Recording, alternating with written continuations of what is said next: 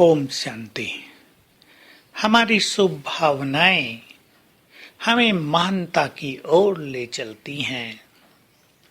जो विश्व कल्याणकारी हैं, जिन्हें भगवान ने अपने महान कार्य की जिम्मेदारी सौंपी है, उन्हें अपने चित्त को शांत रखते हुए अपने महान कर्तव्यों की ओर मुख करना चाहिए और उसमें हमारी सबके लिए शुभ भावनाएं और शुभ वृत्ति बहुत ही बड़ा काम करती है।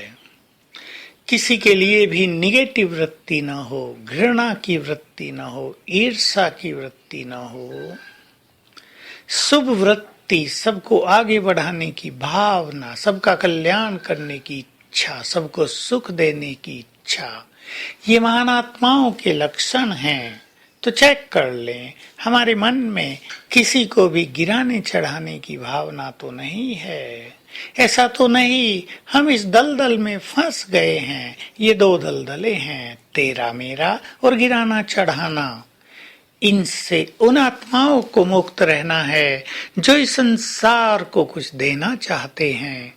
संसार प्यासी नजरों से हमारी ओर देख रहा है। जिनकी ओर संसार की अनेक आत्माएं निहार रही हैं, वो किसे देख रहे हैं, वो कहाँ हैं, सोच लेना है। क्या हम संसार की इन बातों पर खरे उतरेंगे? जिस सब के लिए हमने त्याग किया है, ये पवित्र जीवन अपनाया है, संसार की तृष्णाओं को लात मारी है, क्या वो सब महान बलिदान करके हम कहीं उलझ गए? जो उलझ गए वो तो गए। महान कर्तव्य हमारा इंतजार कर रहे हैं। ये न भूलो, बाबा ने हमें अपने खजाने दिए हैं, जन्म दिया है, वरदान दिया है, शक्तियां दी हैं। अपना शुभ भावनाओं का हाथ हमारे सिर पर रखा है। वे हमें इस संसार में चमकाना चाहते हैं, विश्व की स्टेज पर लाना चाहते हैं। केवल चमकाने के लिए नहीं, लेकिन संसार का कल्याण करने के लिए, संसार को दुखों से मुक्त करने के लिए। हम शुभ भावनाओं से अपने चित्त को भरकर विजयी आत्मा बनने की ओर अपने कदम बढ़ाएं।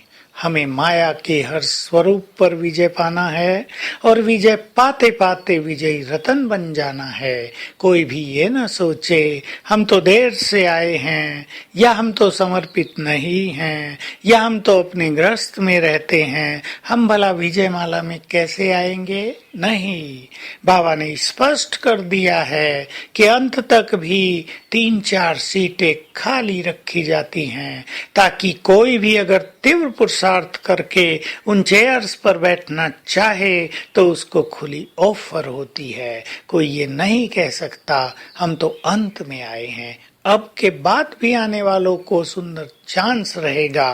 केवल लगन से उस ओर कदम बढ़ाने की आवश्यकता होगी। सब चीजों का त्याग करके, त्याग कोई घरों का या धन संपत्ति या काम धंधे का नहीं, व्यर्थ का त्याग, झंझटों का त्याग, दूसरों को देखने का त्याग, दूसरों की अवगुणी वृत्ति रखने का त्याग, ईर्ष्या द्वेष का त्याग, इन सब पर भी बहुत सहज विजय पाई जा सकती है और विजय पा लेनी है। इसलिए सभी अपने कदम तीव्रता से आगे बढ़ाएं और विजय माला को अपने गले की माला बना ले। विजय माला में सुशोभित हो जाएं, ताकि हम बाबा के गले का भी हार बन जाएं।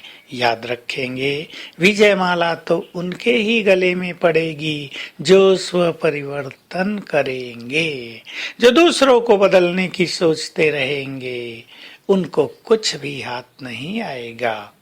तो आज सारा दिन इस स्वमान में रहेंगे, वह मैं विजय माला का मनका हूँ। हो सके तो अपना नंबर फिक्स कर देना।